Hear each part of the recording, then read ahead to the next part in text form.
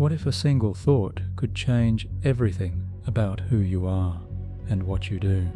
It starts quietly, an idea so small you barely notice it, yet the brain has a way of watering what it recognizes, feeding it with memory, emotion, and the stories you tell yourself. Days or years later, that same thought might no longer feel like an option, but a truth. Seeds like these have built and toppled empires, freed and destroyed lives. Tonight, here at Neuro Nap Academy, we'll explore how a simple idea can evolve into an unshakable conviction, and why the mind can turn a whisper into a command. What is the most dangerous thought a human can have?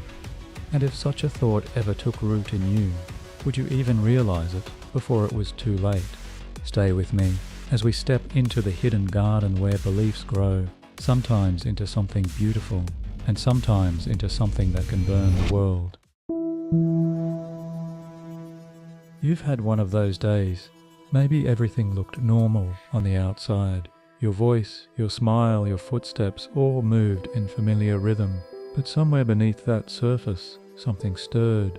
A strange idea flickered. It wasn't loud. It didn't come with urgency. It arrived like a whisper behind a closed door. A thought. It could be anything. A what if, a why not, a maybe I should, and then it stayed. At first you brushed it away.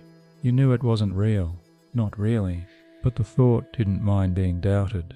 It just waited for a quieter moment, waited until your guard softened, waited until it no longer felt like a visitor in your mind, but a part of you.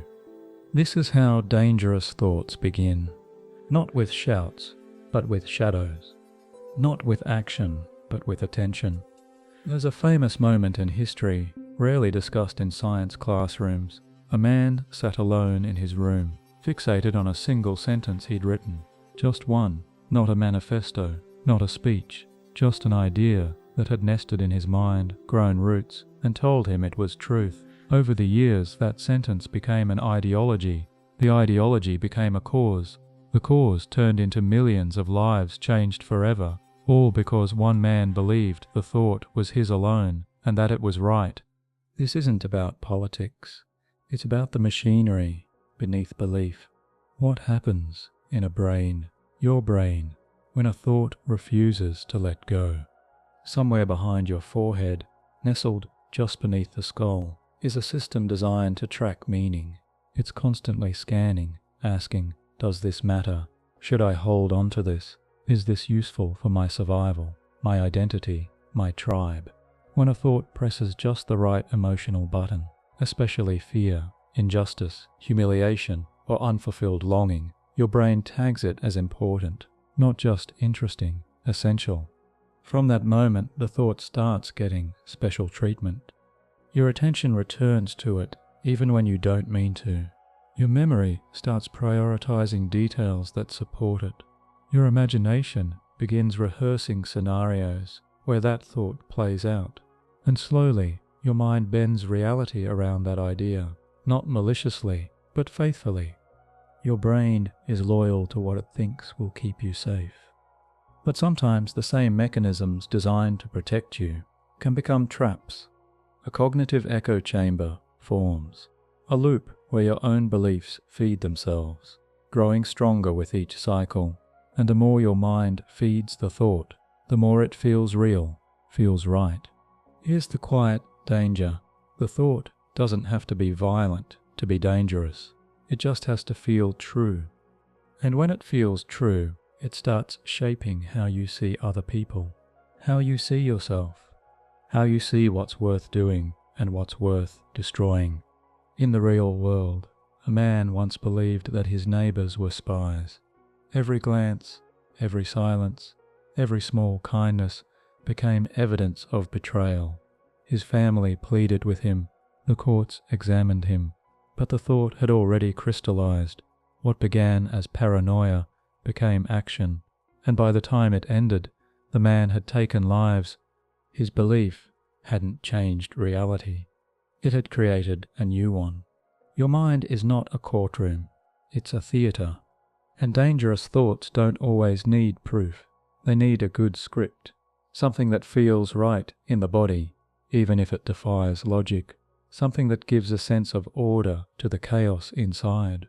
But what is it that gives a thought this power? Neuroscience points us to a few clues. When a belief activates the amygdala, the small, almond-shaped region deep in your brain, responsible for threat detection, it sends signals to the rest of your body to prepare for danger. Your breathing shifts, your muscles tighten, your focus narrows. Even if the threat is imagined, the body prepares for war. And once your physiology aligns with the thought, it's even harder to question it, because now you don't just think something's wrong, you feel it, deeply, in your gut, your chest, your skin. This is the point of no return for many, where the thought becomes an identity. You might be thinking, but I would know if I were holding a dangerous thought, right? But that's the trick. The most dangerous thoughts don't arrive in disguise. They arrive in trust. They speak your language. They use your memories, your emotions, your deepest values, and twist them just enough to feel righteous. They don't scream. They whisper, I am you.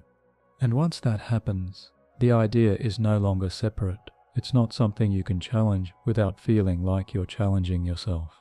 And that's when real danger begins, not because the thought is strong, but because your distance from it is gone. So the question is not just what a dangerous thought is, it's when does it become dangerous? The answer lies not in the thought itself, but in what happens next. In the moment it stops being observed and starts being obeyed. You're standing in a garden you didn't know you were planting. There's no soil beneath your feet, no sun overhead, just the quiet landscape of your inner world, shaped not by shovels or seeds, but by every thought you've entertained more than once. Somewhere in that mental terrain, one thought has begun to take root. You may not even remember when it arrived. Maybe it was a sentence someone said offhandedly. Maybe it was a feeling you couldn't quite name. Or maybe it was a moment of pain, a slight, a rejection, a silence too loud to ignore. But like all seeds, it didn't need your permission to grow. It only needed repetition. Inside your brain, thoughts don't pass through untouched. Each one leaves a trace, a faint imprint across networks of neurons, tiny branches reaching for each other, strengthening their grip every time you revisit the same idea. It's not poetry, it's biology. The more often a thought returns, the more real it begins to feel. Neuroscientists have studied this process, how neural pathways solidify through use, much like trails formed by footsteps through tall grass. If you walk the same path again and again, the grass bows down, the dirt compacts, the route becomes clear. Eventually, it becomes the easiest way forward, not the best, just the most familiar. This is the beginning of belief. A belief is simply a thought with a well-worn path behind it. But not all beliefs grow the same. Some are like flowers, open, delicate, easily re-examined. Others are more like vines, twisting, climbing, wrapping themselves around everything nearby. They pull on your attention, your memories, your expectations. They tell you this is how things are, and then they make sure you see only what supports that view. What's remarkable is how quietly this process unfolds. You don't feel it happening, you just feel that something makes sense. Your mind is a master gardener, pruning what it finds inconvenient, watering what feels emotionally charged. The ideas that stir strong feelings, shame, anger, longing, get special care. They receive more attention, more mental rehearsal, more space. And here's the paradox. Your brain isn't trying to deceive you, it's trying to protect you. It assumes that whatever returns often must be important, that emotional intensity signals truth. So it begins to favor those thoughts, even when those thoughts hurt you. A woman once believed she wasn't enough, not smart enough, not lovable enough, not worthy of peace. This thought wasn't shouted at her. It was whispered slowly through years of small comments, neglected needs, unspoken comparisons. Eventually, It became the soil in which all other thoughts grew. Her achievements couldn't uproot it. Her relationships couldn't disprove it, because the garden had already been shaped, and no matter what she planted, the soil told the same story. This isn't just emotional metaphor. It's grounded in brain function. The hippocampus, which catalogues memories, works closely with the prefrontal cortex, the region responsible for evaluating ideas. When a thought gets repeated, the hippocampus starts linking it to more and more past experiences. Eventually, your brain doesn't just think the thought, it proves it, not with facts, but with selective memory. You begin to forget the exceptions. You remember only what confirms the pattern. And when that pattern centers around fear, resentment, or helplessness, the garden turns against you. It grows walls instead of windows. Some thoughts, once rooted, begin to change how you perceive the world around you. You don't see things as they are. You see them as the thought says they must be. That man walking toward you, a threat. That silence from a friend, proof of betrayal. That missed opportunity, evidence you're cursed. It's not superstition, it's cognitive bias. Your mind's tendency to seek coherence over contradiction. Once a thought has shaped your view, your brain prefers to confirm it, not challenge it. And it uses every trick it knows, selective attention, distorted memory, emotional tagging, to keep the thought alive. This is how a seed becomes a forest, how an opinion becomes an ideology, how a momentary worry becomes a worldview. But there's something else in this garden, something quieter and far more dangerous. It's not the thoughts you notice, it's the ones you don't. The assumptions that hide beneath your choices. The internal monologues you've repeated so often, they no longer feel like thoughts at all. They feel like facts, like who you are. But what if they're not? What if the soil you've been planting in was poisoned long ago? What if some of your most natural thoughts were never yours to begin with, but echoes of someone else's pain? The mind doesn't care where the seed came from. It only cares how often you water it. So the question becomes, which thoughts in your garden are growing wild because you never questioned them? And more urgently, which ones are planting themselves in others? Because the brain doesn't just grow thoughts in isolation. It shares seeds through words, glances, silences, stories, and sometimes the most dangerous thought isn't the one you have. It's the one you pass on. You're looking at a thought that feels inevitable. It wasn't always there, but now it moves with you, coiled into your conclusions, pulsing beneath your reactions, folded into your tone when you speak.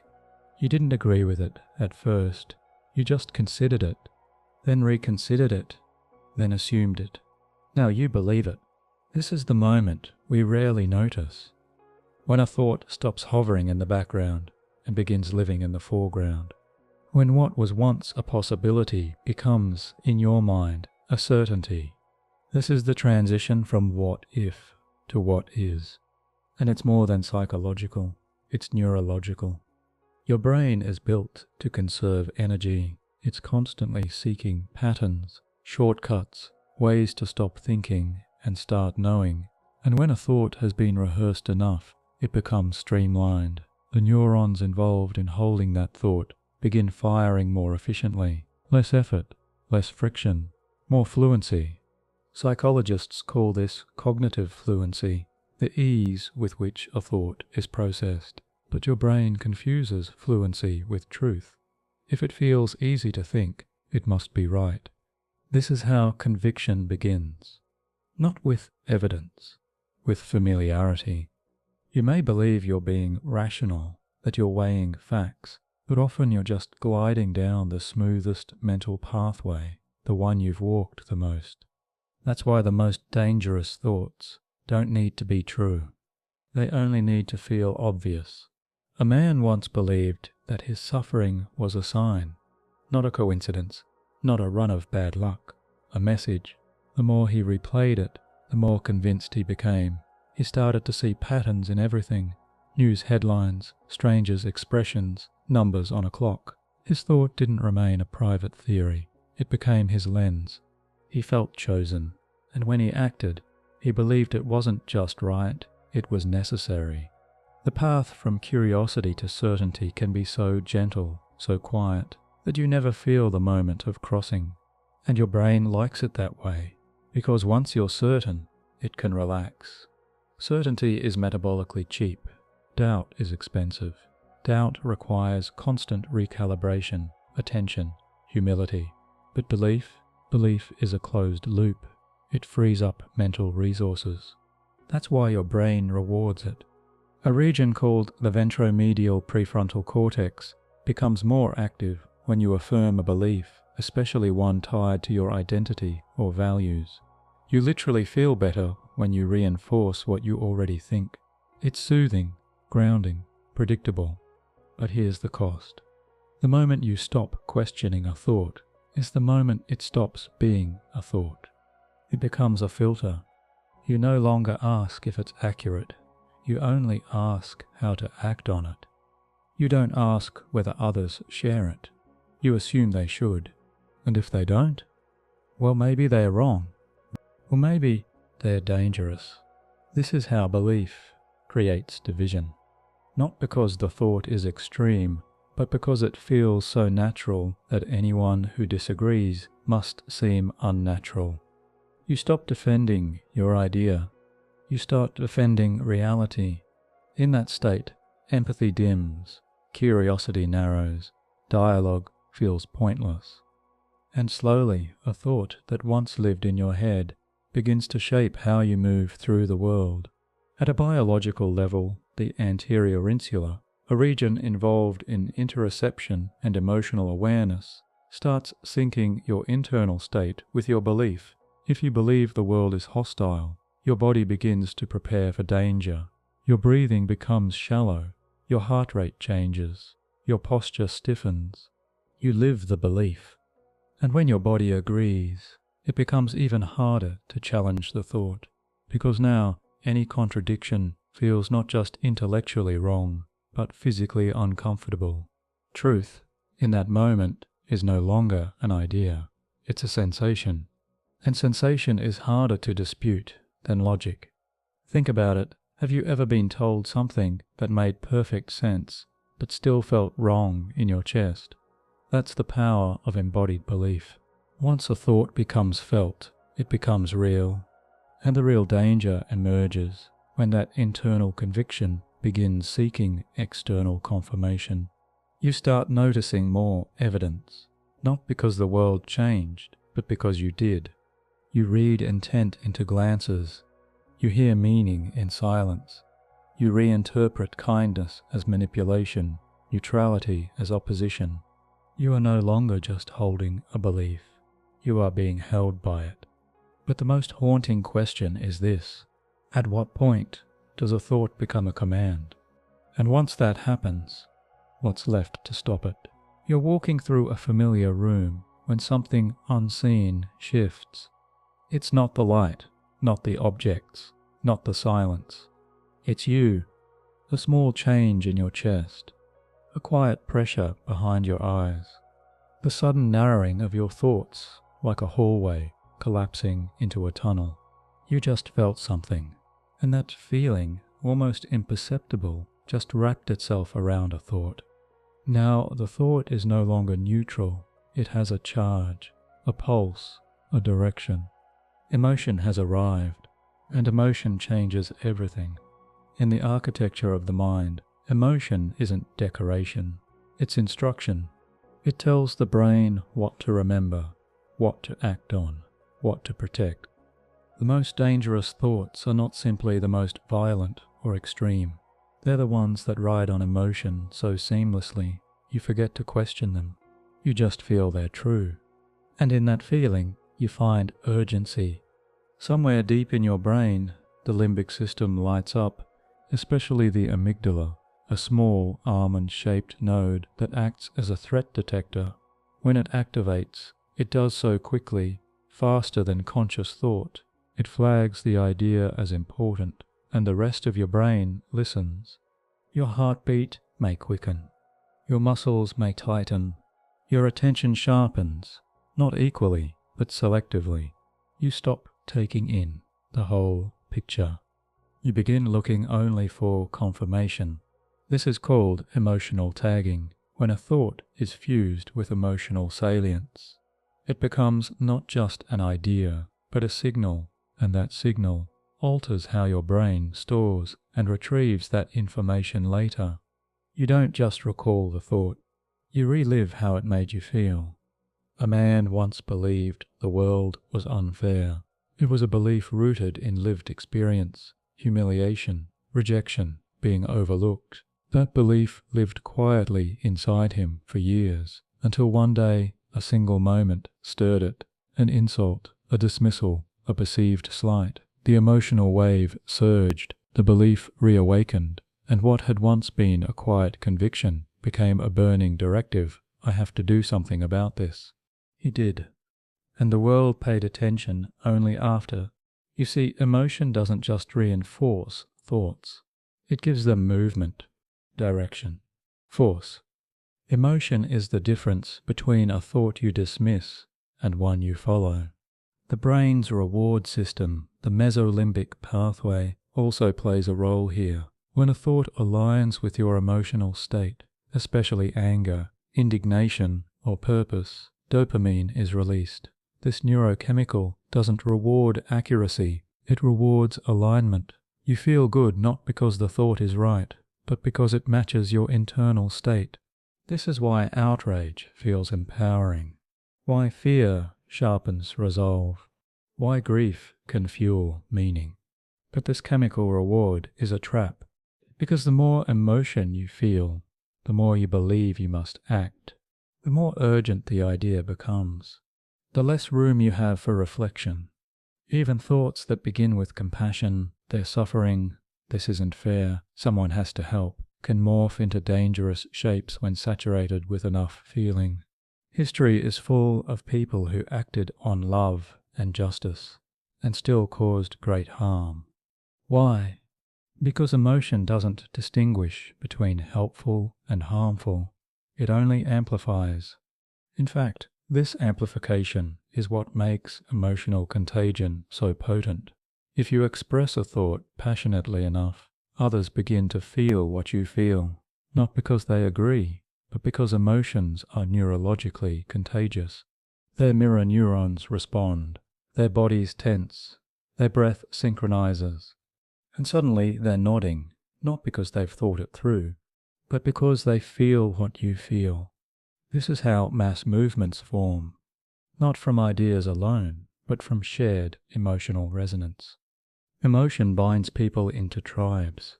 It draws the lines between us and them, and the thoughts that live inside those tribes grow louder, more extreme, more defended, not because they're evolving, but because they're emotionally reinforced. So pause here and consider something gentle. What emotion do you attach to your most sacred thoughts? Are they driven by love, by fear, by grief, or longing, or pride? And more importantly, what happens when someone challenges them? Do you get curious or defensive? Because that response will tell you something vital. It will tell you whether the thought is a guide or a chain.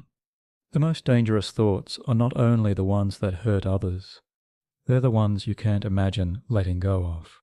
Because once a thought fuses with emotion, it feels like a part of you, a limb, a scar, a name, and the more emotion it carries, the more violence it resists being questioned.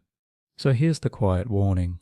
When a thought feels too sacred to examine, it may already be holding the pen that writes your next decision. You wake up with a decision already made. You don't remember choosing it. You didn't sit down and weigh the evidence.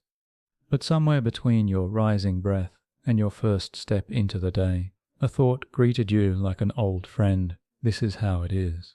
And you believed it, not because you explored all alternatives, not because you reasoned your way there, but because the thought had been echoing for so long, it now sounded like truth. Your mind is not a blank slate, it's an echo chamber. And the most dangerous echoes are the ones that sound like your own voice. Deep within your brain, networks of neurons form loops. Not just physical loops, but cognitive ones. You think a thought. The thought triggers a feeling. That feeling reinforces the thought. And round it goes, again and again, until you stop noticing the loop altogether. You believe you're observing reality, but in truth, you're rehearsing it. This is how the brain conserves energy. It prefers the familiar over the uncertain. It favors pattern over disruption. And so whatever you've thought before is easier to think again, and easier still to believe again. It starts subtly. You avoid a situation that made you anxious. That avoidance brings relief. Your brain rewards that relief with a small surge of comfort. So the next time, you avoid again and again until the world outside that thought begins to shrink. Or maybe you're convinced someone dislikes you. Every smile feels forced, every silence feels heavy, every delay confirms your suspicion. But what's really happening is this: your attention is filtering out anything that disagrees with your belief, because the echo must be preserved. This phenomenon has a name: confirmation bias. But that name doesn't capture the quiet violence of it, because it's not just about information, it's about identity. You stop seeking to learn, you start seeking to confirm. And the more you confirm, the more you distort. Not intentionally, not maliciously, just automatically. Your brain's default mode network, the system active during introspection and self-referential thinking, plays a role here. When this network engages, your thoughts often center around personal narrative. Why did this happen? What does it mean for me? And because this network interacts closely with your memory systems, your mind begins rewriting events to fit your current beliefs. Memory isn't a file drawer. It's a script, revised every time it's recalled. And if your belief says, "I'm always betrayed," your memory will dig through decades to find the moments that match. Even if others once mattered more, the echo makes its own selections. But what happens when someone interrupts that echo? When a friend offers a different perspective? When evidence contradicts your view? Your brain doesn't say, "Interesting, let's reconsider." It says, "Threat," because disrupting the echo disrupts coherence, and coherence feels like safety. The anterior cingulate cortex, a brain region that detects cognitive dissonance, lights up in these moments. It signals discomfort, tension. You feel it in your stomach, your jaw, your hands. It doesn't feel like learning. It feels like danger. And most people, without realizing, choose to reduce that discomfort by dismissing the challenge rather than updating the thought. The echo is preserved. Now imagine that echo bouncing not just in your mind, but in your environment. Your newsfeed reflects your views. Your friends share your frustrations. Your social world becomes a mirror. And in that mirror, every belief gets reinforced. Every doubt fades. Every nuance dissolves. This isn't an accident. Algorithms, social structures, even cultural norms tend to reward sameness. They keep you surrounded by what you already think, already feel, already fear, and in that sameness, extremity begins to feel like clarity. But here's the warning. Clarity without contrast is an illusion. If a thought has never been challenged, it hasn't been tested. And if it hasn't been tested, it hasn't been earned. That's what makes echo chambers so quietly dangerous. Not because they feed hatred, but because they starve doubt. And doubt, uncomfortable as it may be, is often the only thing standing between conviction and collapse. So pause. What thoughts have you rehearsed so long they now seem like reality? What beliefs have never been interrupted? What mental furniture have you arranged without ever asking, "Why did I choose this?" Because the echo doesn't always shout. Sometimes it sings you to sleep, And while you dream of certainty, the world around you shifts. The choices you make solidify. The person you become steps forward. All because one echo repeated enough became your map. But every map has edges, and if you walk far enough toward one of them, you may find yourself standing at the border between belief and blindness. You think you're being reasonable. You've gathered your thoughts, lined up your arguments, rehearsed your reasoning. What you believe makes sense, maybe too much sense.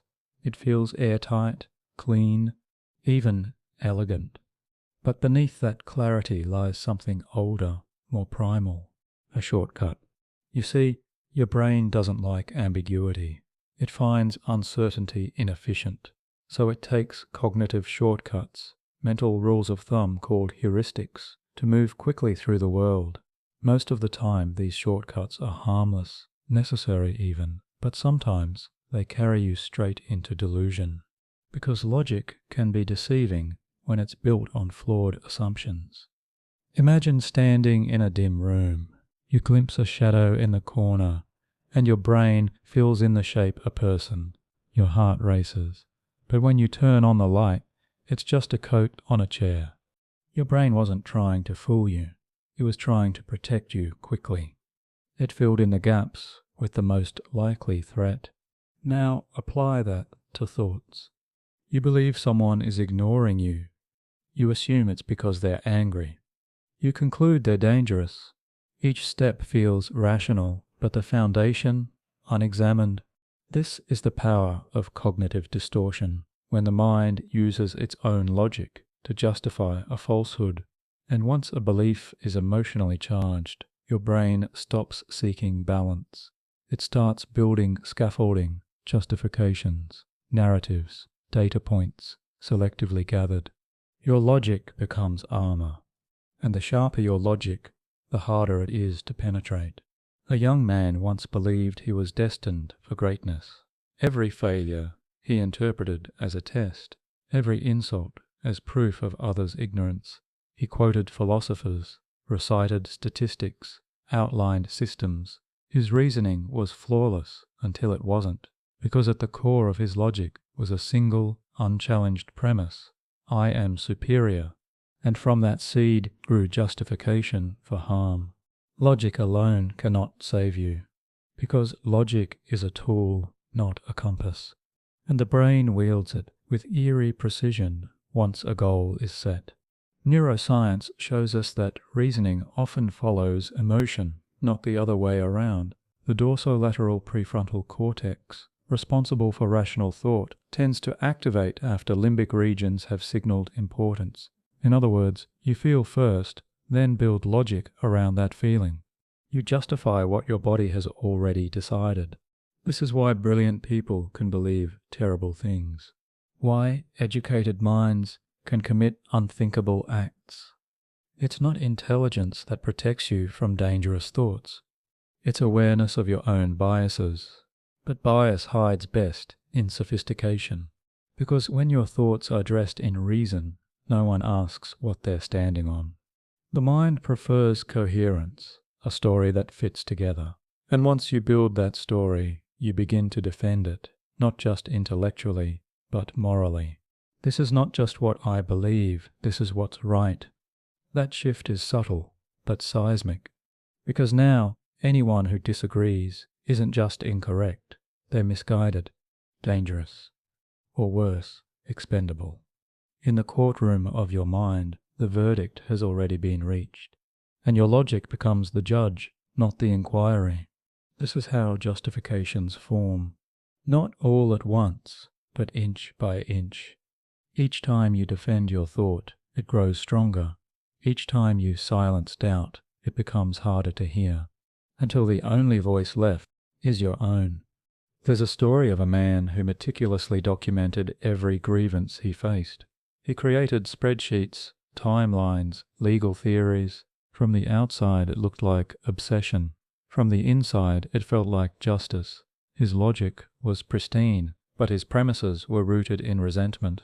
And when he acted, he believed the world had forced his hand. It hadn't.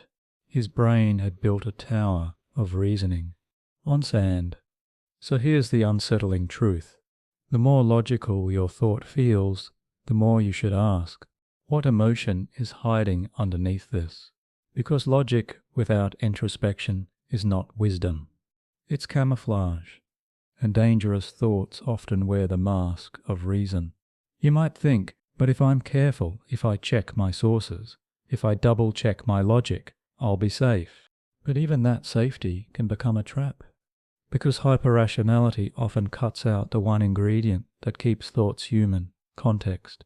And without context, any idea can be twisted. So pause. Take one belief, just one, that you feel strongly about. Now ask yourself, what assumptions is it built on? Where did those assumptions come from? What emotions color them? Who benefits from you believing it? If you can't answer those questions, the thought may be using you more than you're using it. Because even the sharpest mind can fall for a simple trick, believing that clarity equals truth. But truth is rarely that clean. And next, you'll see why the mind doesn't stop at logic.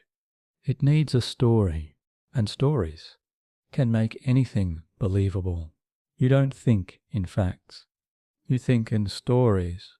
Even when you recall what happened today, what you said, what you felt, what others did, you're not pulling up raw footage. You're weaving a narrative, stitching together meaning from memory, emotion, and interpretation. It's seamless, effortless, invisible, and that's what makes it dangerous. Because once a thought becomes a story, it gains momentum, and your brain, eager for resolution, begins filling in the gaps. Imagine this: someone doesn't return your message, a fact, but your mind doesn't stop there. It starts building. They're ignoring me. They don't care. Maybe they never did. I've always been the one who cares too much. Now you're no longer reacting to a delay. You're reacting to a story. The brain is wired for narrative.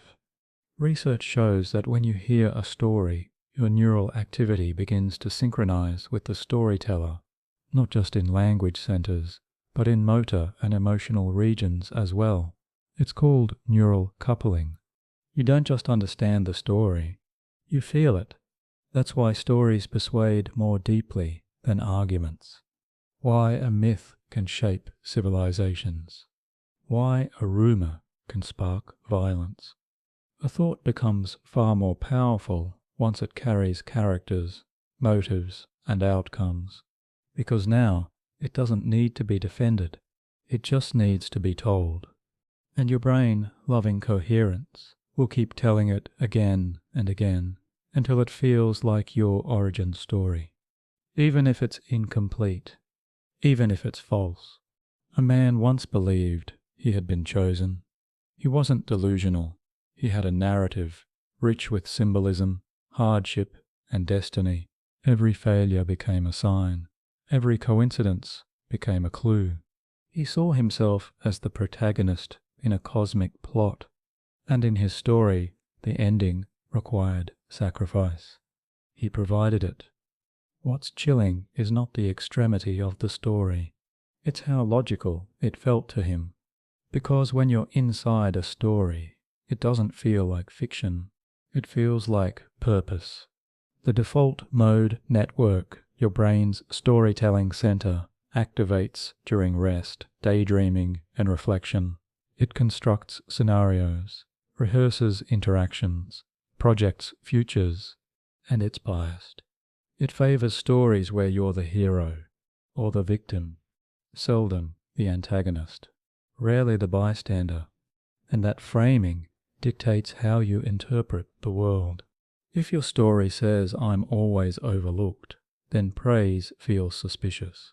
If your story says I've been wronged, then fairness feels like vengeance. If your story says I must make them see, then even violence can feel redemptive. You aren't just thinking, you're scripting, and once the plot is set, every new event is forced to fit. That's how conspiracy theories survive. Not because they're coherent, but because they're emotionally satisfying narratives. They offer identity, clarity, and agency. And for a brain desperate for meaning, those are irresistible. So how do you know if a thought has become a story? Ask yourself this: does it have a beginning, middle, and end? Does it cast roles, heroes, villains, innocents? Does it resolve tension by assigning blame? If so, you're not evaluating a thought. You're living in a script. And the danger isn't just that the story might be wrong. It's that it might be incomplete, that you've trimmed the parts that don't fit, silenced the characters that complicate it, ignored the moments that could soften it. Because a story that's too clean is usually a lie. Yet the brain doesn't crave truth. It craves meaning, and stories offer that in abundance. But meaning, when tied too tightly to identity, can blind. You don't want to revise the story, because to do so feels like erasing you. So the story becomes fixed, sacred, and anyone who challenges it feels like a threat. You stop editing, you start defending, and eventually you forget it was ever a story. You believe it's just reality, but reality is bigger than narrative, and the thoughts that can ruin lives are often not the loudest ones, but the well-told ones. So ask yourself, what's the story you keep telling about your life? And what happens if someone tells a different version? Because the next time a thought forms in your mind, it won't arrive alone. It will come dressed as a narrative, and it will want you to play your part. But before you do, pause, because the next scene might be written in actions you can't take back. You glance across the room and notice someone watching you. It's brief, barely a second, but your body responds before you can interpret the look. Your heart skips, your breath shallows, your posture stiffens. Are they judging you, challenging you, admiring you? You don't know. So your brain fills in the blank with a story. A story about who you are. A story about who they are. A story shaped not just by memory, but by something deeper, by morality, culture, and instinct. This is what the brain does best. It doesn't just process facts. It constructs meaning. And in that construction, one ancient instinct rises to the surface. Is this person on my side? You're not the only one doing this. They are too. Everyone is. All the time. We are social creatures, and our brains are hardwired to assess who belongs and who doesn't. But that belonging isn't based on shared blood or appearance. It's based on shared stories. More precisely, shared moral stories. And the danger lies here, because the most dangerous thoughts aren't just about power or control. They're about righteousness. They begin as moral clarity, and they end with the belief, I must act because I am right. Psychologists call this moral elevation, the emotional high we get when we feel we're doing something noble, helping the weak, defending justice, standing up for the oppressed. It's a beautiful instinct. It's also one of the most hijackable, because if you believe your thought serves a higher good, you'll protect it fiercely. And once protected, it grows, even when it begins to hurt others. This is the paradox of moral danger. You can cause suffering while believing you're relieving it. You can become cruel while believing you're being kind. History overflows with such examples. Movements born from justice, twisted into control. Acts of compassion that spiraled into coercion. Individuals so convinced of their moral clarity that they silenced anyone who disagreed, not with malice, but with conviction. Because once a thought aligns with morality, it becomes more than personal. It becomes sacred, and sacred thoughts are the hardest to challenge. In your brain, the ventromedial prefrontal cortex processes these moral judgments. When a thought activates this region, it gets tagged not as opinion, but as moral truth. And once that happens, disagreement isn't seen as perspective. It's seen as deviance. They don't just think differently, they're wrong, dangerous, corrupt. You stop listening to them. You stop seeing them. You start building a mental wall. Then, maybe, a real one. And here's what's chilling. The same neurological systems that govern disgust toward physical threats, like rotting food or foul smells, can be activated by moral threats. You don't just disagree. You recoil. You feel clean. They feel contaminated. And in that moment you feel something powerful, justified, pure, superior. That's the danger. Because morality, when fused with identity, gives thoughts sharp edges. You begin sorting the world. Good people believe this. Bad people don't. I must act. I must convince. I must eliminate. And this doesn't always manifest in violence. Sometimes it's exile. Sometimes it's silence. Sometimes it's the slow erasure of another's dignity, masked as virtue, all in the name of what is right. But morality isn't a compass, it's a language. And language can be twisted. A thought can feel noble because it echoes your pain, because it reflects your culture, because it calms your shame. But that doesn't make it universal. So pause. Take your most sacred belief about justice, goodness, truth. Now imagine someone else with equal sincerity believing the opposite. Does that make them evil? Or just shaped differently? And if the answer feels hard to sit with, that's where the work begins, because the mind's need for moral clarity is strong, and that strength, left unchecked, can distort everything.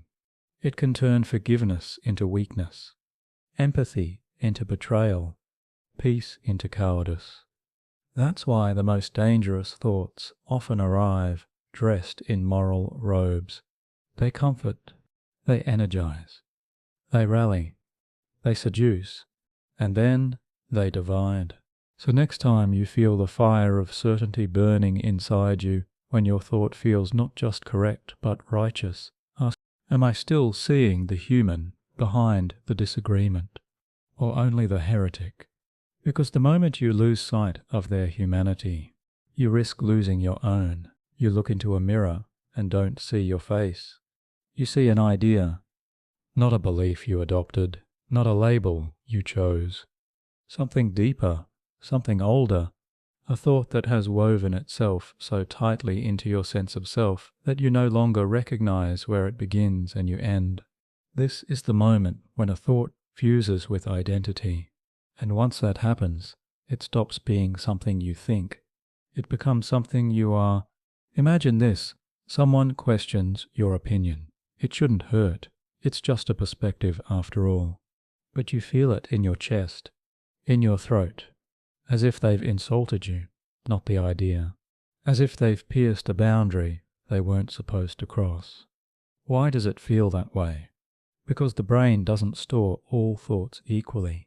Some are wrapped in memory, others in emotion, but a few, just a few, get anchored to who you believe you are. And those are the thoughts that shape behavior most powerfully. When your identity forms around a belief, challenging that belief becomes a form of self-threat. And when the self feels threatened, it defends, not just with words but with instinct.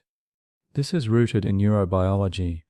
The medial prefrontal cortex plays a key role in self-referential processing. When someone disputes a core belief that's tied to your identity, your faith, your politics, your purpose, this region activates alongside limbic structures like the amygdala. In simple terms, your brain treats that disagreement as if you are under attack, not your logic, not your opinion, you. That's why people can become defensive so quickly. Why entire relationships can fracture over a single sentence. Why discussions devolve into wars. Because the thought was never just a thought. It was a mirror. A man once believed he was strong because he never asked for help. That belief defined him. So when life humbled him, when he needed others, he didn't just feel ashamed. He felt erased. He couldn't ask. He couldn't soften, because the thought had become his name. And here's the danger. When identity fuses with thought, growth becomes betrayal. You want to evolve, but doing so would mean shedding part of who you think you are. So you stay still. You cling. You build walls around the belief and decorate them with virtue. But deep inside a question stirs. What if I'm wrong? You silence it, because if that thought cracks, your self-image might collapse with it. But this fragility isn't strength. It's a cage. And the more tightly you bind yourself to an idea, the more brittle that idea becomes. It can't breathe. It can't flex. It must defend or die. This is how extremism grows, not always from hatred, but from fear. The fear of being nothing without the thought. When you believe I am my belief, then losing it feels like losing your existence. And so you double down. You echo it louder. You find others who share it and build a tribe, not for support, but for survival.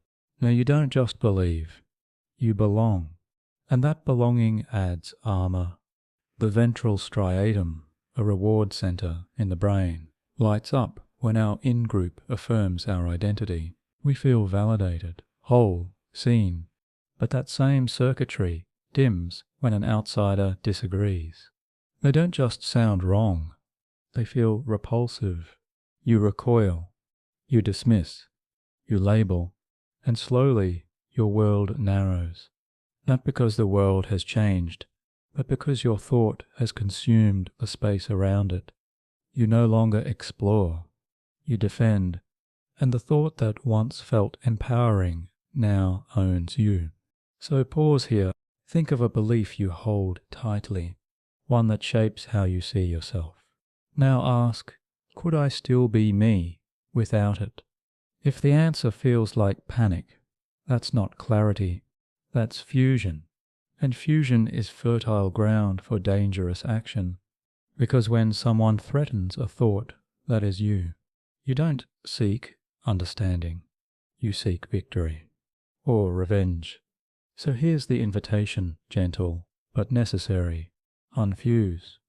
Let the thought breathe outside your skin. Let it sit beside you, not inside you. Let it be something you hold, not something that holds you. Because thoughts can guide. But once they become your face in the mirror, they will speak for you, act through you, and decide who matters. And in the next moment, you'll see what happens when these identities collide in isolation. When the mind, left alone with its fused beliefs, begins to distort everything else.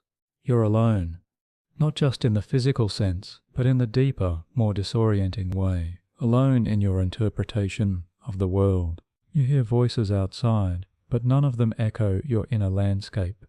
Your thoughts, once shared and softened by the presence of others, now spin without friction. No contrast, no reflection, only repetition. This is the fertile ground of distortion.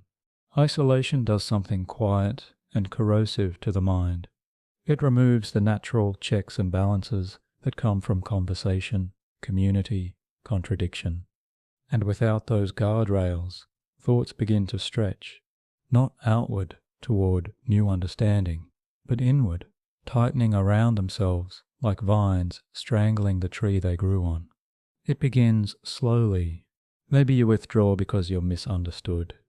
Maybe others step back because your beliefs feel sharp. Maybe life just moves and you're left behind. Regardless of the reason, the effect is the same. Your thoughts no longer compete for space. They dominate it. And in that dominance, distortion begins. You interpret glances as judgment. You hear neutrality as rejection. You mistake complexity for threat. Your brain, once calibrated by social cues and collective rhythms, now dances alone. And it's in that dance that dangerous ideas can gain velocity. This isn't weakness, it's wiring. The human brain evolved for connection, Mirror neurons allow you to intuit emotions in others. The temporoparietal junction helps you imagine their perspective. The anterior cingulate lets you feel the pain of exclusion, sometimes as intensely as physical injury. So when those systems go underused, when no one reflects your thoughts back to you, gently edited by difference, they atrophy. Not physically, functionally. The mind becomes a hall of mirrors, and a belief that once might have softened under scrutiny becomes polished, hardened, perfected in solitude. A woman once believed she had a unique insight, a truth no one else saw. She tried to share it, but others dismissed her, not because they were cruel, but because her idea lacked grounding. Still, she retreated, not from the idea, but from the discomfort of its rejection. In her solitude, she nurtured that thought, fed it, watched it grow, from theory to mission. Eventually, her actions made headlines. People called her unstable, but she wasn't irrational. She was isolated, and in isolation, even the most fragile thought can become a fortress. That's the paradox. Dangerous thoughts thrive not in crowds, but in quiet corners, in bedrooms lit by screens, in whispered monologues at kitchen tables, in long walks where the only voice is the one in your head. Because without dialogue, there is no calibration. Without calibration, perception warps. And when perception warps, intention follows. This is how a man who feels excluded might begin to believe the world is conspiring against him. How someone who feels unseen begins to fantasize about being unforgettable. How pain, amplified by silence, turns into a justification for control. You might think, but I know how to tell what's real. But here's the uncomfortable truth. Reality is not what you see. It's what your brain interprets. And interpretation without contrast becomes fiction. There's a term in psychology, cognitive dissonance, the tension you feel when holding two contradictory thoughts. But in isolation, dissonance fades, because there's no one there to introduce contradiction. The echo grows louder, the feedback loop tightens, and soon your inner world feels more vivid, more urgent, more true than anything outside it. You stop listening, not because you're stubborn, but because your mind has rearranged the furniture and the door is now behind a wall. So pause.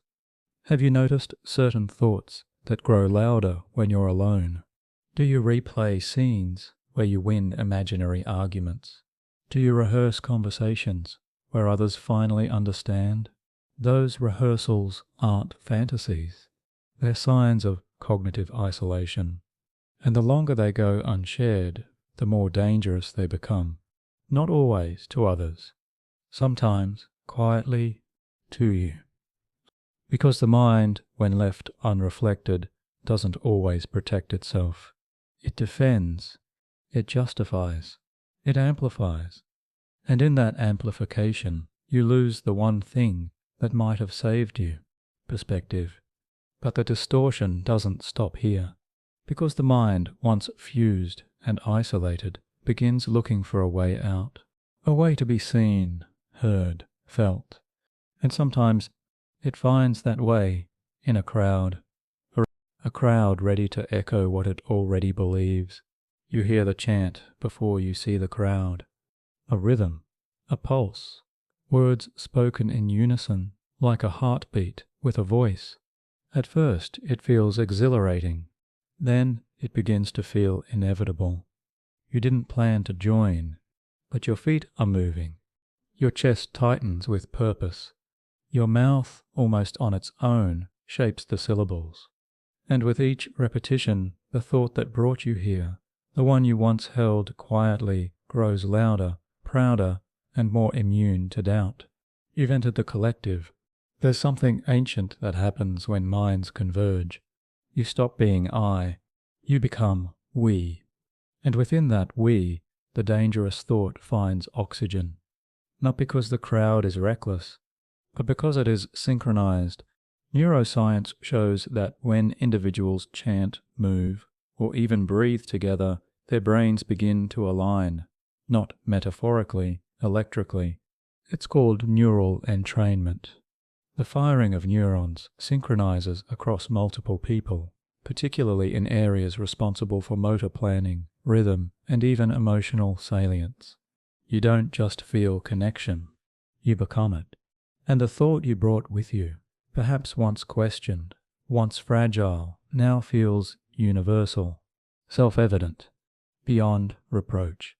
You no longer whisper the idea, you shout it, you defend it, you act on it. Because now you're not alone. A man who had once felt powerless discovered a movement that echoed his grievances. At first he watched from afar, then he attended meetings, then rallies, and then he took action on their behalf. When interviewed later, he said he felt part of something bigger. That's not delusion, it's neurology. The sense of belonging is neurochemically reinforced. Oxytocin, often called the bonding hormone, increases during collective experiences. It strengthens trust, not just in others, but in the shared belief. This is why crowds can be nurturing or terrifying. It depends on what idea they've rallied around. And once a thought is shared in a group, it becomes less visible. You stop seeing it as your idea. You start seeing it as truth. This dissolves accountability. If everyone believes it, then no one is individually responsible. The diffusion of responsibility is one of the most dangerous cognitive shifts in group dynamics. You feel empowered, but less cautious. Strong, but less reflective. Seen, but less skeptical. The thought, now amplified through voices and signs and slogans, mutates. Not randomly, but strategically. It becomes simpler, sharper, easier to repeat. And repetition is a powerful drug. Studies show that repeated statements, even false ones, begin to feel true over time. This is called the illusory truth effect. In a crowd, the effect is magnified, because you're not just hearing the thought, you're feeling it in the bodies around you. Their emotion reinforces yours, their anger justifies yours, their certainty eliminates your hesitation, and slowly the boundaries blur. You no longer distinguish between passion and permission. This is how movements, even those born from truth, slide toward extremity. The collective belief, once nuanced, becomes purified, and purity leaves no room for doubt. That's the risk of ideological convergence. Not that people agree, but that agreement silences complexity. A woman once marched for freedom of thought, but as her group grew, the rules became stricter. New ideas were unwelcome. Disagreement became betrayal. She didn't notice, at first, until the day she questioned something small, and was met with fury. She hadn't changed. The group had, and the thought they once shared now demanded obedience. So pause. What groups echo your thoughts most closely? Do they sharpen your clarity or limit your curiosity? Do they welcome difference or punish it? Do they make your idea more compassionate or more rigid? Because the crowd doesn't just amplify, it directs. And once you surrender your thought to the collective, you may find it marching without you, saying things you never intended, doing things you never imagined. And if you try to pull it back, you may find the crowd is already too loud to hear you. The thought now has a life of its own, and soon you'll see what happens. When the thought doesn't just influence your world, but becomes your mission, you wake up with a task already pulsing in your mind. Not a chore, not a routine, a purpose. There's something you must do. It doesn't feel optional. It feels ordained. The thought you've nurtured, rehearsed, repeated, it has become more than belief. It has become a mission. And when a thought becomes a mission, the mind recalibrates. Priorities shift. Emotions align. Obstacles transform into signs. Everything that once required reflection now feels like clarity. This isn't motivation, it's obsession wrapped in meaning. And meaning, when it becomes a directive, begins to overwrite caution. Your brain starts filtering experience through a single question: does this serve the mission? If the answer is yes, it feels good. If the answer is no, it disappears. This tunnel vision is not metaphorical. It's measurable. The brain's attentional systems, the parietal cortex and frontal eye fields, become biased. They spotlight only what's relevant to your goal. Everything else fades to background noise. And the thought, now elevated to a mission, recruits other systems. The dopaminergic pathways reward steps that reinforce it. The anterior cingulate tracks errors, but only within the framework of your purpose. You are optimizing your cognition for a single narrative. You're not being irrational, you're being precise, and that's what makes it dangerous. A man once believed he was born to correct an injustice. That belief carried him through years of silence, through pages of strategy, through relationships that could no longer accommodate his vision. When he acted, he felt calm. He didn't shout. He didn't flinch. He said he was simply fulfilling what had already been decided. The mission had become him. But how does this happen? How does a fleeting idea evolve into life's defining direction? It begins with friction, pain, confusion, a question that won't leave you alone. The thought arrives, not fully formed, but with tension. And over time, instead of releasing it, you resolve it. Not by doubting, by doubling down. You seek evidence that confirms your purpose. You discard what doesn't fit. And when others hesitate, you interpret their caution as blindness. When they warn you, you hear betrayal. Because now your morality is fused with movement. This is where mission blinds. Because missions feel noble. They feel larger than the self. They promise legacy. But in the grip of a mission, you stop seeing people. You start seeing symbols. A stranger becomes a threat. A critic becomes an enemy. Even loved ones become obstacles, distractions, liabilities. The mission doesn't just override empathy. It weaponizes it. You feel for the idea, not for the people in its path. Psychologists refer to this as moral disengagement. You rationalize harm by framing it as service, and the brain follows suit. When acting on a mission, neural circuits that normally respond to empathy, like the insular and medial prefrontal cortex, can become less active, not broken, just bypassed. Because the mission demands focus, and focus without moral flexibility becomes a straight line, even if the road is paved with ashes. This is not the journey of a monster. It's the journey of a mind convinced it's doing what must be done. And the most chilling part, others may follow you, because conviction is contagious, purpose is magnetic, and those who lack clarity often borrow it from those who have too much. So pause. What mission are you carrying? What thought have you elevated into a sacred cause? Does it make you more open or more closed, more compassionate or more conditional? Would you still carry it if no one ever saw you do it? Because missions, when born from fear or vengeance, often masquerade as justice. But justice without doubt becomes destruction. And in the next breath, you'll see what happens when the mission no longer whispers, when it demands everything, when it becomes destiny. You stand at the edge of a moment no one else sees. To the world, your routine is unchanged. You eat, you walk, you answer politely. But inside, the air has thickened. The mission has matured. What began as a thought became a story. What became a story became a belief. What became a belief became identity. Now it's evolving again, not into something louder, but into something silent.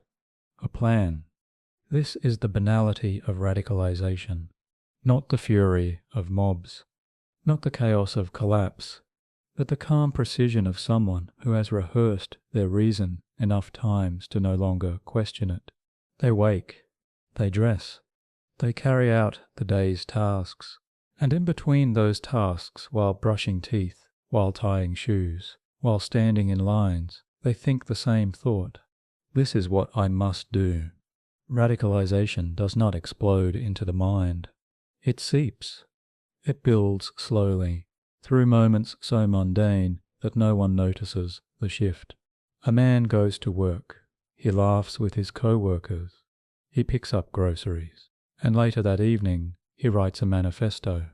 Another man finds it, feels understood, joins a forum, reads, watches, comments. Then, over months, he stops watching and starts preparing. What ties these stories together isn't ideology. It's process, and the process is deeply neurological. Your brain, when exposed to repeated emotion and reinforcement, begins to optimize. It strengthens the pathways most used. It dampens those left idle. What you feel often becomes easier to feel again. What you question rarely becomes harder to question later. This is Hebbian learning. Neurons that fire together, wire together. It's not just a slogan, it's a structural shift. And in that shift, thoughts become smoother. Your plan feels less like a choice and more like the next logical step. This is the illusion of inevitability. You no longer ask, should I? You ask when. And once your mind lives in that space, reality bends to fit it. Your perception sharpens around symbols and signs. Every social failure, every historical injustice, every personal insult becomes part of the pattern, and the pattern always points in the same direction. You're right, they're wrong, you must act, and perhaps most dangerously, no one else understands. This sense of secret knowledge is intoxicating. You feel chosen. Not in the mystical sense, though sometimes, yes, but in the cognitive sense. You alone see the shape of things. You alone have the courage to do what others won't. It feels empowering. It feels sacred. And it feels terribly, seductively logical. That logic becomes harder to detect, harder to dismantle, because it's laced into ordinary behaviors. You're not building a bomb. You're organizing documents. You're not plotting violence. You're just writing, or researching, or walking a new route home. And when someone looks into your eyes, they see nothing unusual, because the most dangerous thoughts do not scream. They whisper, and in those whispers, plans take form. The line between thinking and acting dissolves gradually. You don't leap, you step, one invisible foot after another. This is what makes intervention so difficult. Not that the signs aren't there, but that they're hidden beneath the camouflage of normalcy. Even loved ones miss it. Because how could someone so quiet, so thoughtful, so ordinary, be carrying something this heavy? But they are, because it didn't start with rage. It started with silence and repetition. So pause. Is there a thought you've repeated so many times it no longer sounds like a question, but a command? Is there a belief you've protected from all contradiction? Is there a plan forming, not on paper, not in speech, but in the pauses between your actions? Because radicalization does not need a uniform.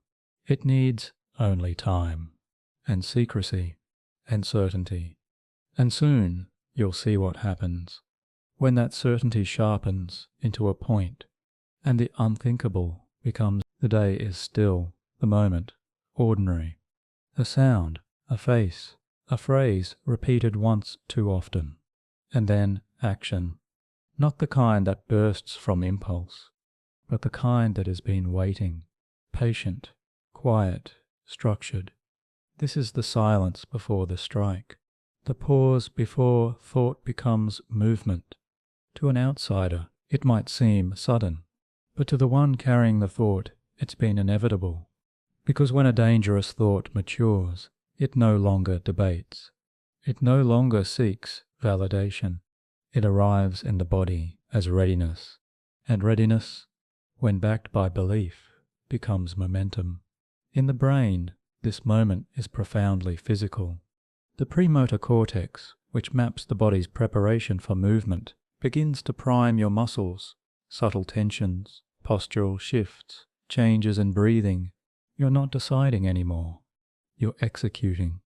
The orbit of frontal cortex, responsible for weighing consequences, dims in activity. The striatum, fueled by dopamine, begins to reward forward motion. And the amygdala, the ever-watchful sentinel, stands down, because the fear of action has been replaced with the purpose of it. You no longer feel nervous. You feel necessary. This is where dangerous thought becomes destiny. The final synaptic leap from rumination to reality. It doesn't feel like a break. It feels like a bridge. And the thought walks across. People who commit acts that later horrify them often describe this moment with eerie calm. They speak of clarity, of inevitability, of watching themselves, as if outside their own skin. That's dissociation, but not the kind born from trauma, the kind born from narrative saturation. They've rehearsed this moment so many times in their mind that when it finally arrives, it feels like following a script. Each movement choreographed, each choice pre-justified.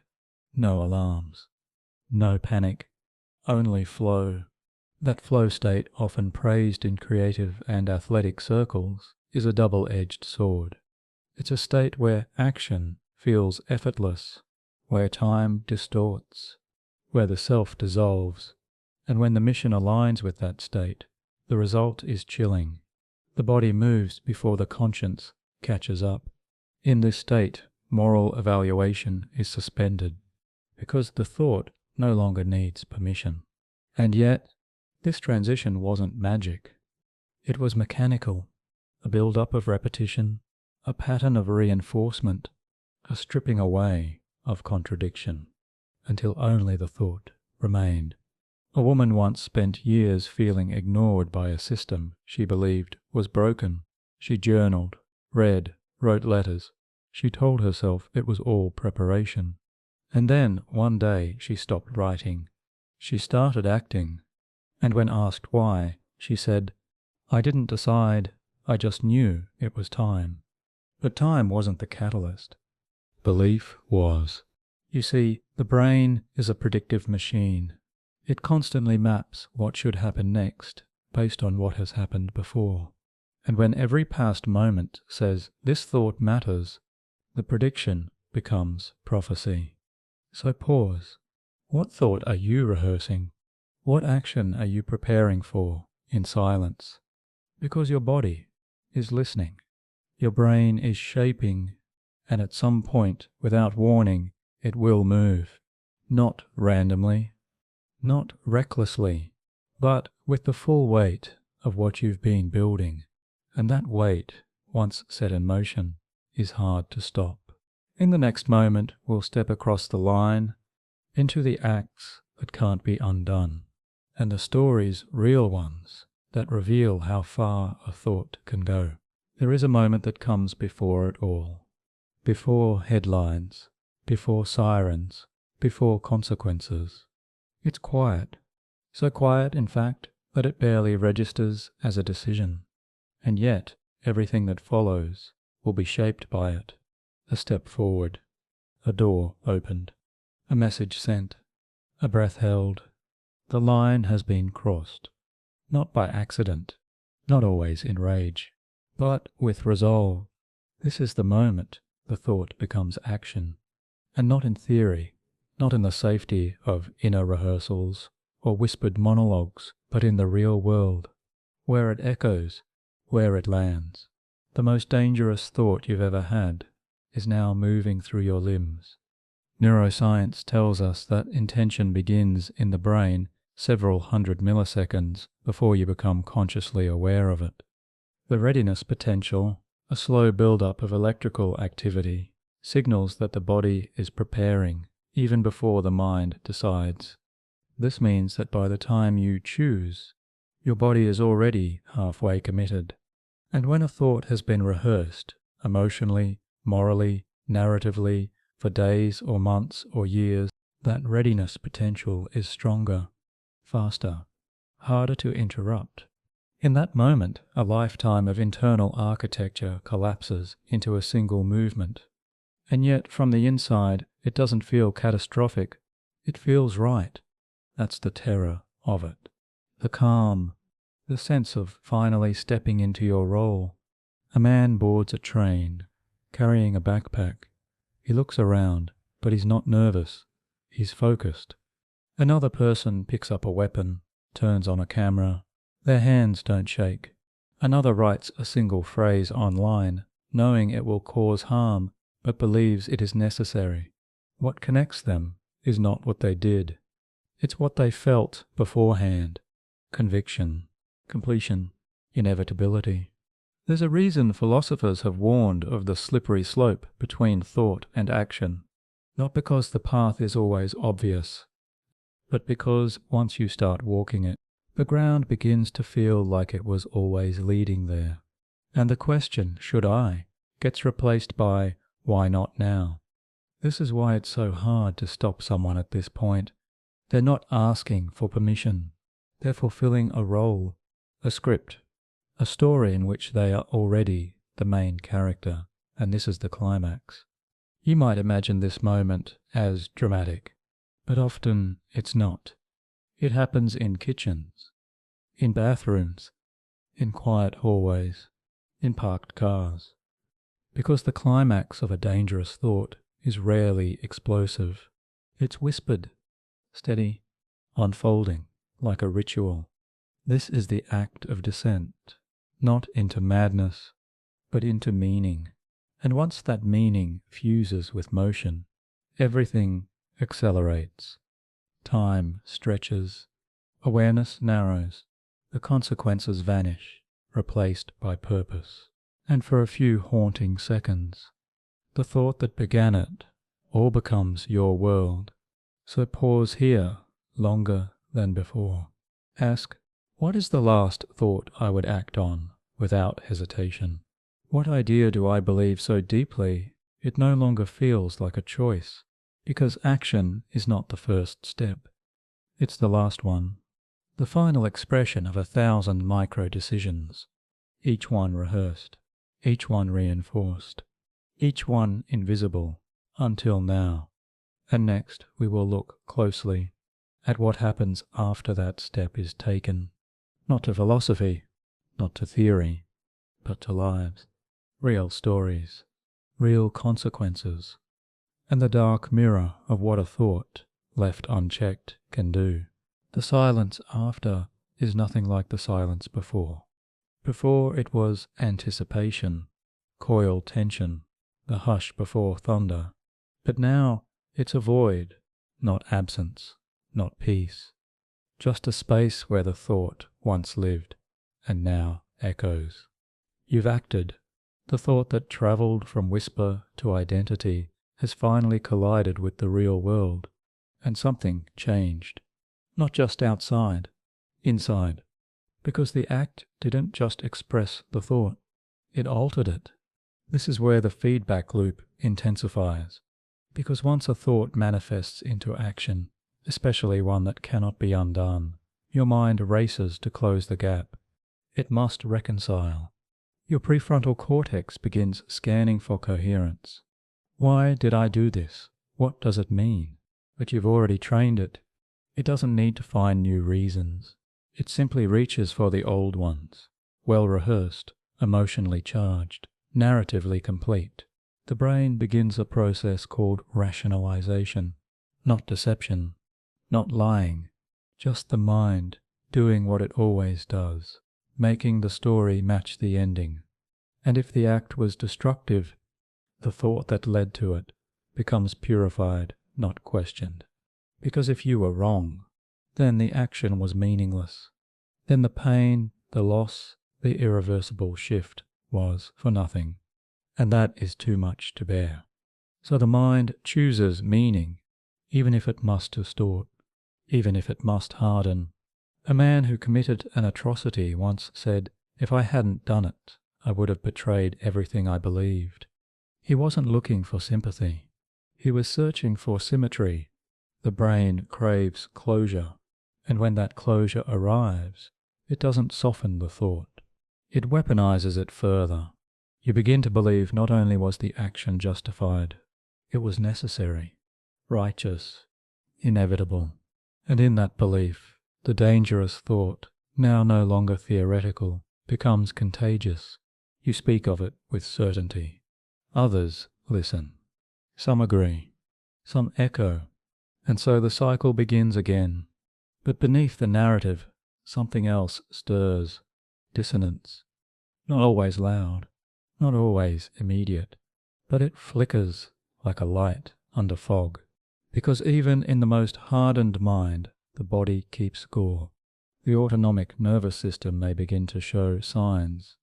Sleeplessness, tension, digestive unrest. The brain, while reinforcing your story, also registers trauma, because harming others, even in the name of belief, leaves traces. The anterior insula, involved in emotional awareness, doesn't fully deactivate. The empathy circuits, even if suppressed, never disappear. They wait, and sometimes they return, in dreams, in sudden tears, in the way your hands shake long after the crowd is gone, but the story won't let you confess. So the thought must adapt. It becomes mythic. It drapes itself in grandeur. You weren't angry. You were chosen. You weren't lost. You were awakened. You weren't desperate. You were right. Because if you're not right, you're lost. And that is the scariest thought of all. So pause. What action, if you took it, would demand the rest of your life be bent around justifying it? What thought, if acted on, would leave you unable to admit you are wrong? Because the danger isn't only in the act, it's in what must follow. The doubling down, the spreading, the legacy. And in the next section, we'll explore that legacy, not in the mind that formed the thought, but in the minds that inherit it. Because dangerous thoughts do not die when acted upon. They live on in the wake. You think it ends with you. But dangerous thoughts are not content to live and die in a single mind. They linger, they echo, they evolve. Because once a thought has been acted upon, especially in public, irreversible ways, it becomes more than personal. It becomes symbolic, and symbols are hard to kill. A gesture, a phrase, a manifesto written in rage and posted online. These fragments become seeds, and those seeds drift into other minds, other contexts, other worlds entirely, watered by loneliness, fed by grievance, framed by the illusion of purpose. This is how dangerous thoughts multiply, not through reason, through resonance. Someone sees what you did and thinks, they understood what I've been feeling.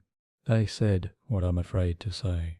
They proved it's possible, even if the act was violent, even if the consequences were catastrophic. It still lands, for some, like a torch in darkness.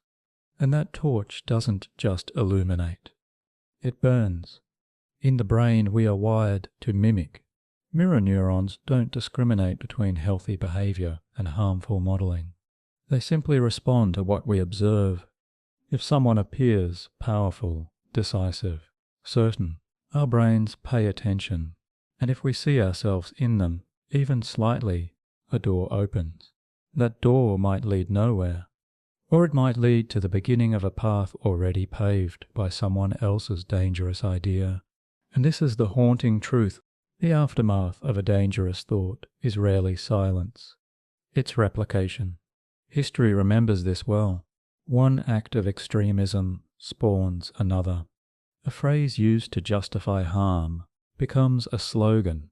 An idea dismissed by most finds root in a few, and that few is all it needs. Because ideas don't require mass approval to spread. They require memorable coherence.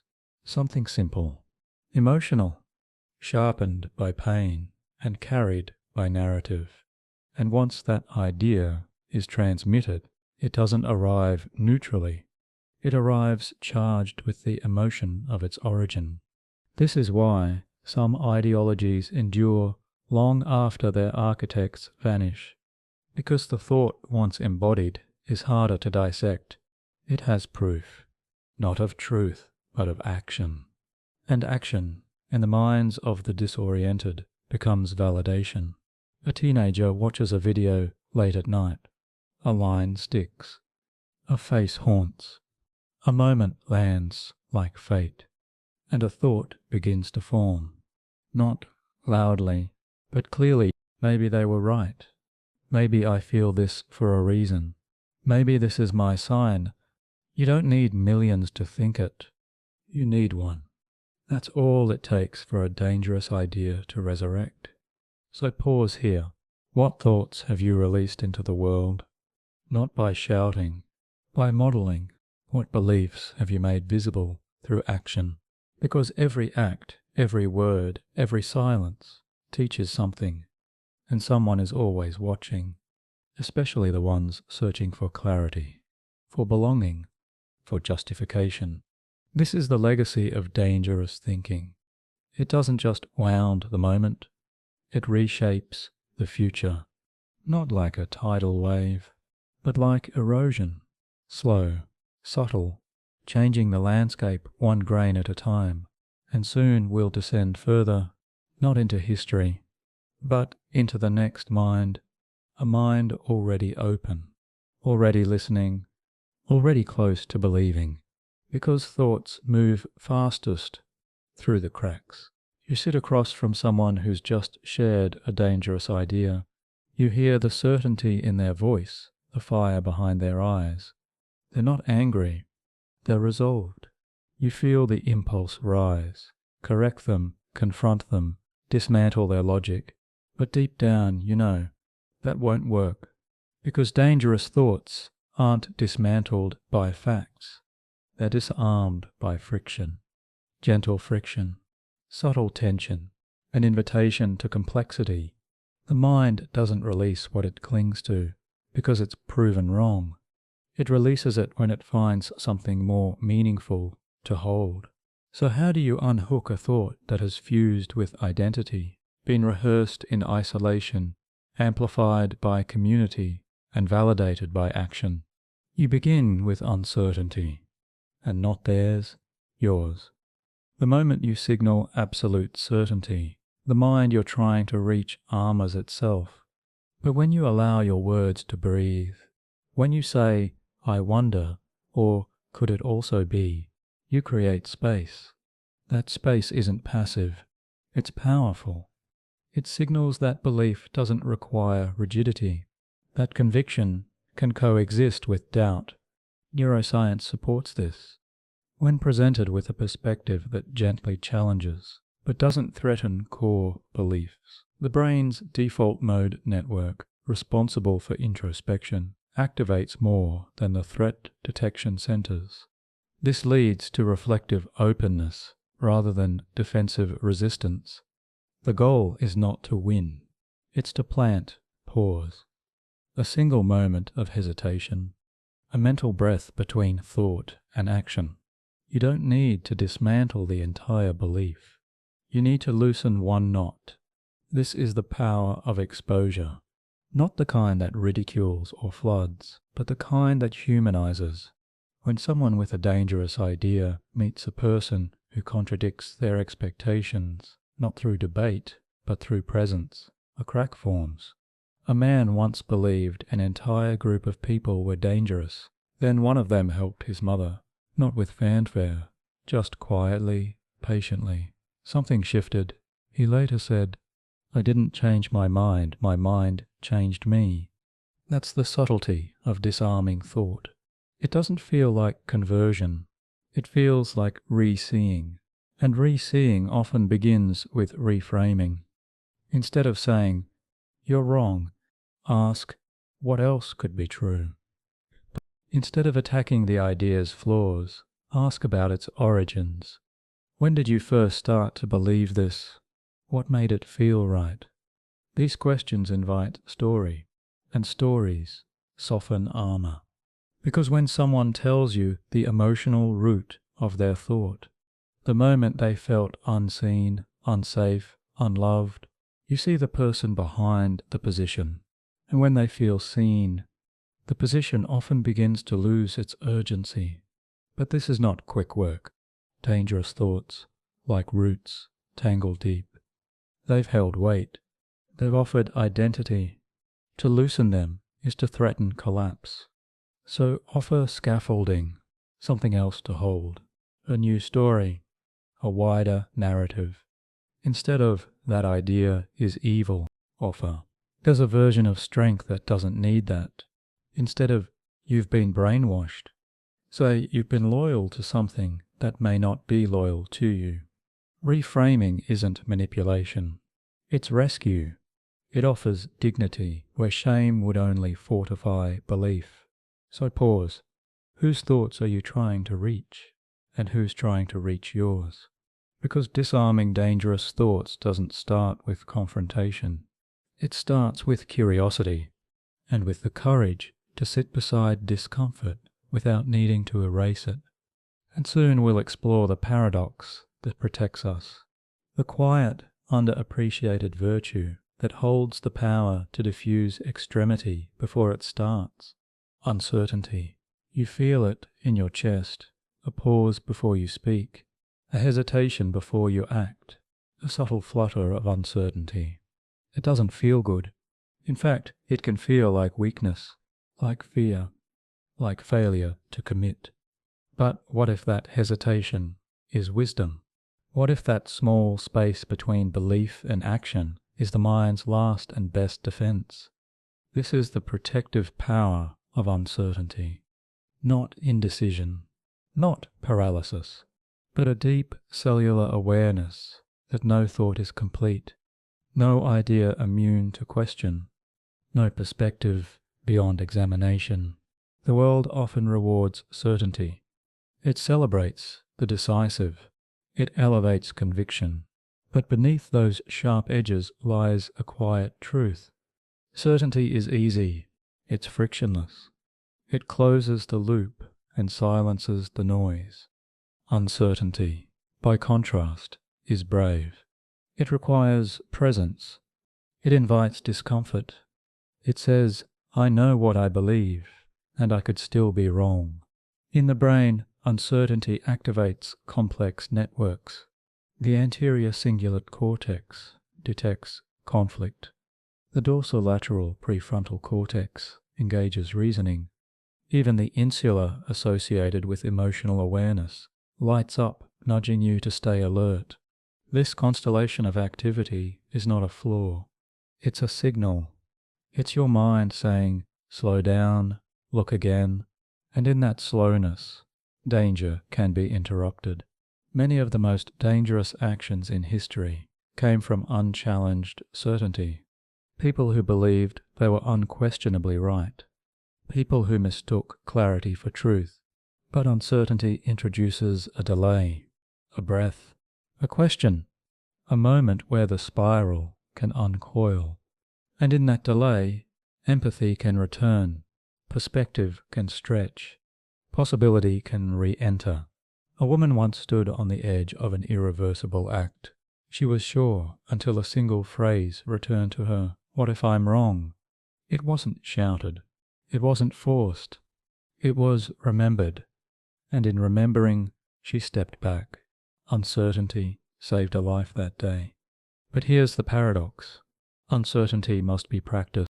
You must build a tolerance for not knowing, for holding contradictions, for walking with questions instead of chasing conclusions. This doesn't mean becoming passive. It means becoming precise in your curiosity, asking, "What am I missing? Who does this thought exclude? How would someone I love experience this belief?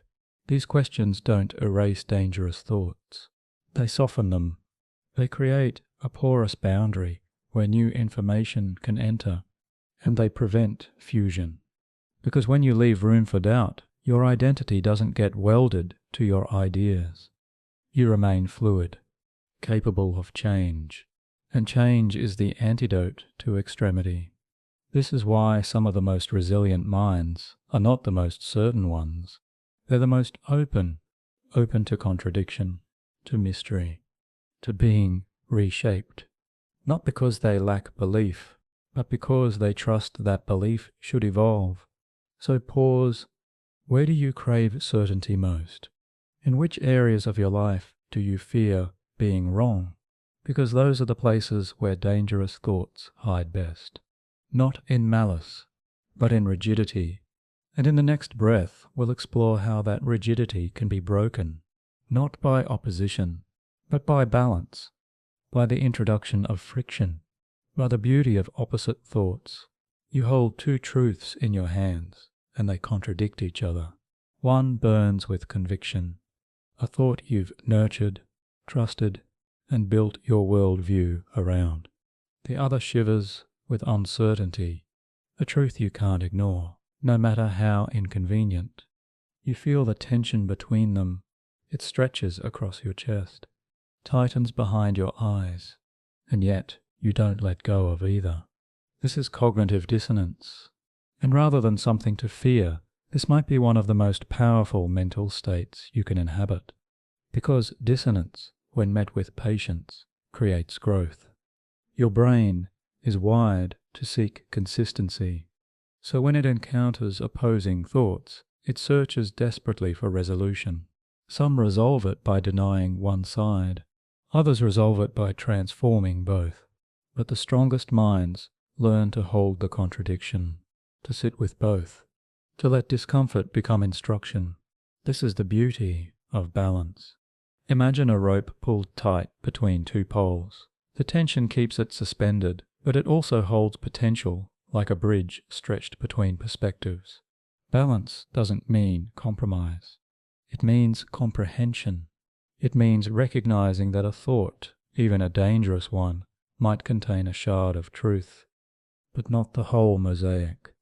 The prefrontal cortex, your brain's seat of reasoning and future planning, lights up in these moments of cognitive stretch, not to shut one side down, but to build a more inclusive frame. This is where compassion can emerge. When you recognize that opposing thoughts don't always cancel each other, sometimes they complete each other. For example, you might believe in justice fiercely, but also in mercy. Those are not enemies. They are twin flames. You might believe in identity, but also in universality. Again, not contradiction, but complexity. And it's in complexity that dangerous thoughts begin to soften, because once you allow room for an opposite, your thought is no longer a weapon. It's a lens you can adjust, refocus, even remove when needed. This doesn't dilute passion, it refines it, because clarity without context can become cruelty, but clarity with balance becomes wisdom. You begin to ask, what is this idea missing? What would its opposite say that I haven't considered? You start to see that every belief, no matter how sharp, casts a shadow, and that shadow must be seen, not to disprove the light, but to define its shape. This is not easy work. It requires maturity, emotional endurance, the humility to say, there's more to this than I thought. But it's also the beginning of healing, because dangerous thoughts often arise not from evil, but from oversimplification, from believing that one story explains all stories, that one truth erases others, that one pain justifies another. Balance resists that. It asks us to expand rather than defend. It teaches us that even our strongest beliefs are not final. They are moments in motion, maps, not destinations. So pause. What opposing thought have you been avoiding? What contradiction makes you uneasy because it threatens your clarity? That unease isn't a threat. It's a teacher. Lean into it, and soon we'll explore what happens when that balance becomes internalized. When your mind no longer fears contradiction, but lives peacefully among paradox. You wake with two voices in your mind. Not arguments, not noise, but a soft duet. One says, hold the line. The other whispers, let go. And for the first time, you don't rush to resolve them. You listen. This is the moment when the mind matures beyond control. When it stops treating contradiction as failure and starts seeing it as a form of integrity. You are no longer held hostage by dangerous thoughts because you are no longer afraid of uncertainty. Instead of chasing absolutes, you've begun weaving paradox into your inner fabric. And in doing so, you're not just protecting yourself. You're becoming resilient. Resilience is not the absence of extremes. It's the ability to remain whole while holding them. Your brain adapts in remarkable ways to this stance.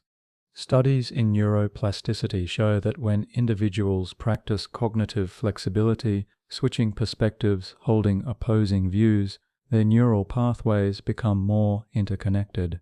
They build bridges, not silos. And those bridges allow for reflection, for empathy, for restraint. You are training your mind to delay reaction, to breathe between stimulus and response, to resist the allure of righteous urgency. This is what evolution looks like, not biologically, but psychologically.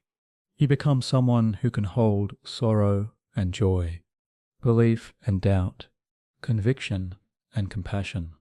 It doesn't make you weak. It makes you trustworthy, because dangerous thoughts often rise when nuance is lost.